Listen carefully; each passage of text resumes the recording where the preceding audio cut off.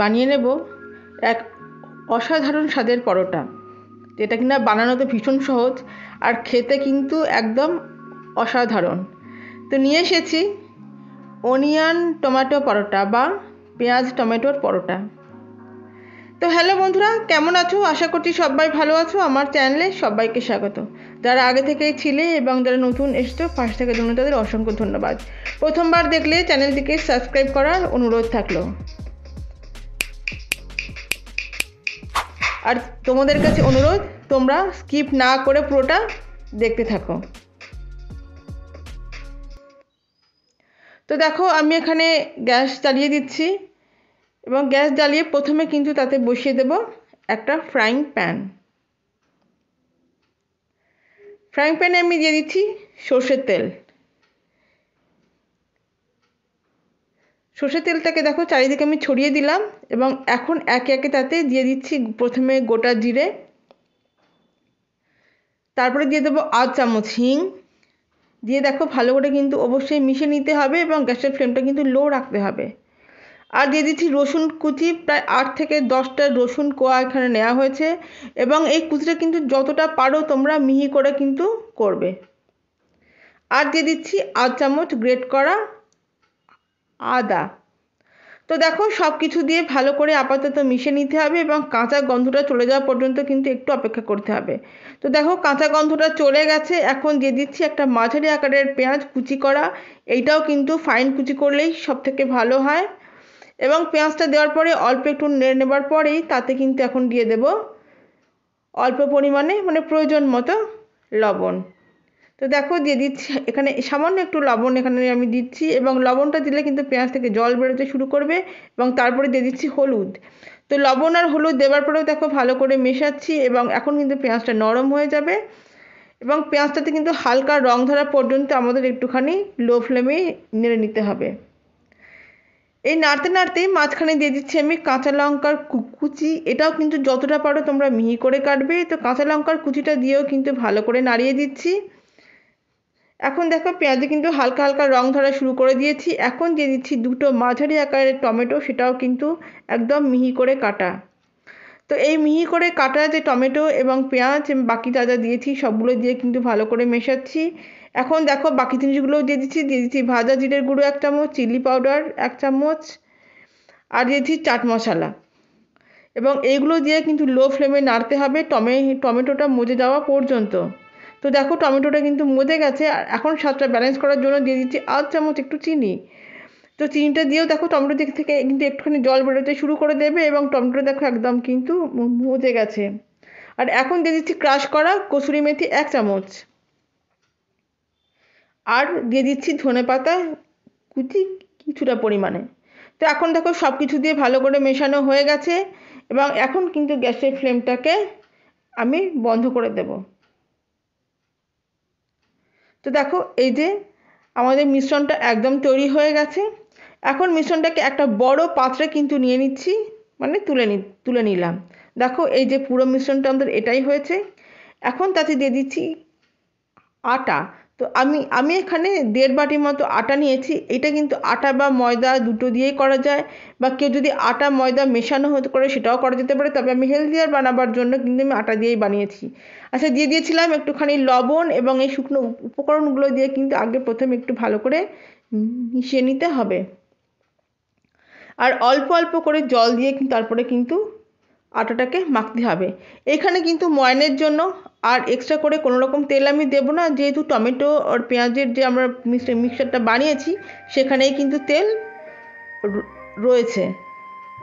তো এখন দেখো আটাটা হালকা হালকা জল দিয়ে কিন্তু আমি মেখে নিচ্ছি।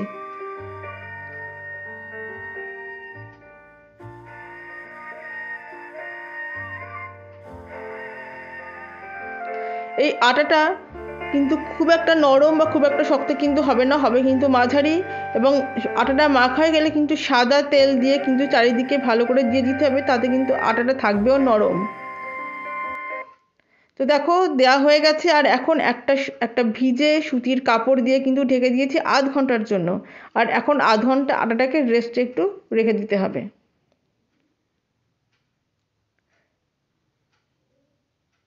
দেখো আধ ঘন্টা পরে আমি খুলেছি আর প্রথমে কিন্তু আটাটা মেখে নিচ্ছি এবং আটাটা কিন্তু এখন কিন্তু একদমই নরম। এখন কিন্তু আমার লেচি বানাবার পালা। তো এইখানে বলে রাখি লেচিগুলো কিন্তু মাঝারি সাইজের বানালেই হবে। তো দেখো মাঝারি সাইজের লেচি কিন্তু আমি বানিয়ে নিচ্ছি। দেখো হাতে গোল করে তারপরে একটুখানি প্রেস করে এরকমভাবে লেচি বানানো হয়। তো দেখো সমস্ত লেচিগুলো আমার বানানো কিন্তু একদম হয়ে গেছে এবং এখন তাতে একটুখানি আটা মাখিয়ে নিচ্ছি এবং এখন কিন্তু আমার বেলে নেবার পালা। তো দেখো হালকা হাতে আস্তে আস্তে কিন্তু এখানে বেলে নিতে হবে। এই বেলাটা যাতে সহজ হয় সেই কারণের জন্যই কিন্তু পেঁয়াজ, টমেটো এবং যা যা দেওয়া হয়েছে সেগুলো যাতে একদম মিহি করে কাটা হয়।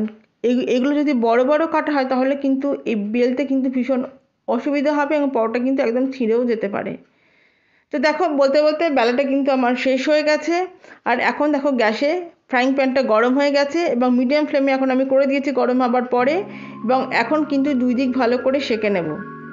দুই দিকে যখন হালকা হালকা রং ধরে যাবে তারপরে কিন্তু ঘি বা সাদা তেল যার যেটা পছন্দ, তবে ঘিতে এটা বেশি ভালো লাগে, দিয়ে কিন্তু ব্রাশ করে নিতে হবে এবং করে ভেজে তুলে নিতে হবে। তবে যখন ঘি ব্রাশ করা হবে তখন কিন্তু গ্যাসের ফ্লেমটা করে দিতে হবে একদম লো, নইলে পরে কিন্তু কী হবে উপরের থেকে ওটা হয়তো পুড়ে যাবে কিন্তু ভিতরের দিকটা কিন্তু পুড় হবে না, মানে কাঁচাই থেকে যাবে। তো দেখো বলতে বলতে আমার একটা পরোটা ভাজাও হয়ে গেল এবং অন্য একটা পরোটাও কিন্তু আমি নিয়ে নিয়েছি এবং ঠিক একইভাবে কিন্তু আমি ভেজে নেব। দুই দিকটা আগে ভালো করে সেঁকে নিচ্ছি এবং তারপরে কিন্তু ঘি বা তেল ব্রাশ করে দিতে হবে।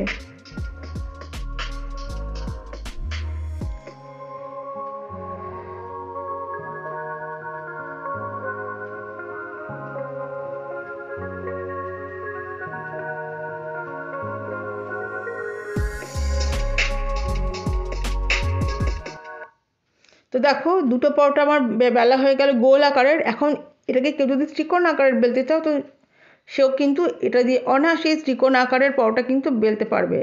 তো দেখো লেচি নিয়ে নিয়েছিলাম, প্রথমে গোল করে নিয়েছি, তারপর অর্ধেকটা পরিমাণে একটুখানি আটা দিয়ে দিয়েছি এবং তারপর সেটাকে ফোল্ড করে দিলাম এবং তারপর সেটাকে আরও একবার ফোল্ড করে দিয়ে ত্রিকোণ আকারের কিন্তু করে বানিয়ে নিলাম।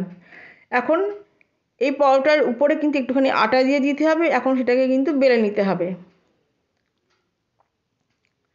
এবং একটুখানি খেয়াল রাখতে হবে যাতে ধারগুলোও যাতে খুব একটা বেশি মোটা না হয়।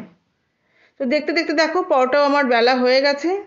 এখন এই পরোটাকেও কিন্তু এবারে আমার সেঁকে নেবার পালা।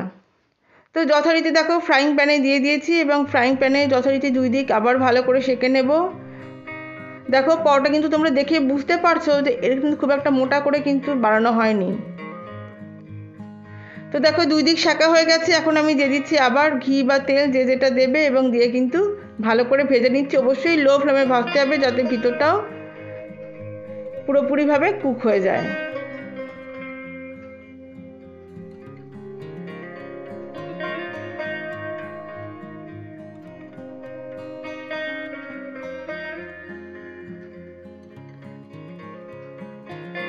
দেখো ঠিক আরও একটা পরোটা আমি দিয়ে দিচ্ছি। দেখতেই পেলে যে এই পরোটাটা বানানো কতটা সহজ। আর সবথেকে বড় কথা এইটা কিন্তু ব্রেকফাস্টে খাওয়া যেতে পারে বা টিফিনে নেওয়া যেতে পারে এবং বানানো হয় কিন্তু ভীষণ তাড়াতাড়ি। তো তোমরা একটু স্বাদ বদলের জন্য অবশ্যই এরকম পরোটা বানাতে পারো এবং এটা সবাই বানাতে পারবে। বানানো তো দেখতেই পেলে এতে ভীষণ সহজ আর খেতে কিন্তু লাগে অসাধারণ।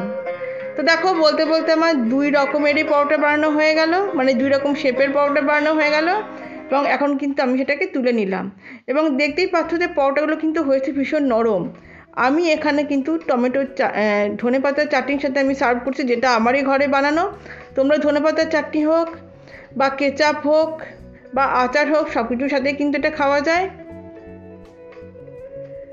আর দেখো যে গোল গোল পরোটাগুলো হয়েছে সেগুলোও দেখতে পাচ্ছ, দেখো একদম নরম হয়েছে।